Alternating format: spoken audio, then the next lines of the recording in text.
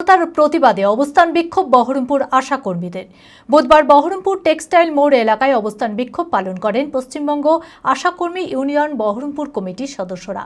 জানা যায়, কিছুদিন আগে 6 দফা দাবি পূরণের জন্য সকল আশা কর্মীরা স্বাস্থ্য ভবন অভিযানে গেলে সেখানে পুলিশ তাদের বাধা দেয়। তারই প্রতিবাদে এবং তাদের সকল দাবি দাওয়া পূরণের জন্য বহরমপুর শাখার সকল আশা কর্মীরা মিলিত হয়ে অবস্থান বিক্ষোভ পালন করেন। মানসিক স্বাস্থ্যের জন্য সবার আগে যে নামটি মনে ভেসে ওঠে, সুস্থ মনের ঠিকানা মনোবীক্ষণ। যোগাযোগ নাম্বার 7477799513।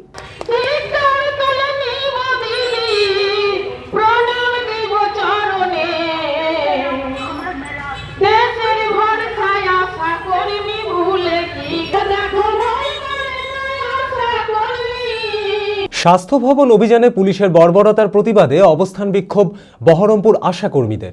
বুধবার বহরমপুর টেক্সটাইল মোড় এলাকায় অবস্থান বিক্ষোভ পালন করেন পশ্চিমবঙ্গ আশা কর্মী ইউনিয়ন বহরমপুর কমিটির সদস্যরা। জানা যায়, বেতন ভাতা বৃদ্ধি করে 15,000 টাকা করা, বকেয়া টাকা পরিশোধ করা সহ মোট 6 দফা দাবি নিয়ে স্বাস্থ্য ভবন অভিযান করেছিলেন তারা।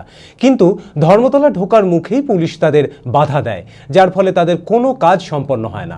তারই প্রতিবাদে এবং তাদের সকল দাবি দাওয়া পূরণের জন্য বহরমপুর শাখার সকল আশাকর্মীরা মিলিত হয়ে অবস্থান বিক্ষোভ পালন করেন।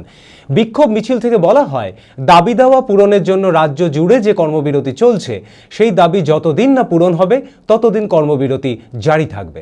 পশ্চিমবঙ্গ আশা কর্মী ইউনিয়নের যে স্বাস্থ্য ভবন অভিযান ছিল বিগত 21 জানুয়ারি, তো সেই দিন আমাদের এই আন্দোলনের উপরে যে পুলিশি বর্বরতা হয়েছিল তার প্রতিবাদে আজকে আমরা এখানে বিক্ষোভ অবস্থান করছি। আমরা স্বাস্থ্য ভবন পর্যন্ত সকলে পৌঁছাতে পারিনি। আমরা রাস্তায় বিভিন্ন জায়গায় আমাদের পুলিশ আটকে দিয়েছিল। কিছু আমরা যারা ব্লক নেতৃত্ব দিই তাদের আমাদের বাড়িতে আটকে রাখা হয়েছিল এবং আমাদের বিভিন্ন স্টেশনে আটকে রাখা হয়েছিল। তৎসত্ত্বেও আমরা স্বাস্থ্য ভবন পর্যন্ত কিছুজন আমরা পৌঁছাতে পেরেছিলাম এবং আমাদের যখন মিছিল ধর্মতলা অভিমুখে এগোচ্ছিল, ধর্মতলা ঢোকার আগে আমাদের নিউ মার্কেট থানার সামনে আমাদের ব্যারিকেড করে আটকে দেওয়া হয়েছিল। সেখানে আমাদের পুলিশের সঙ্গে বেশ ধস্তাধস্তি হয়, ব্যারিকেড ভাঙার আমরা চেষ্টা করি, কিন্তু আমরা শেষ পর্যন্ত ওখানে বিক্ষোভ অবস্থান করি।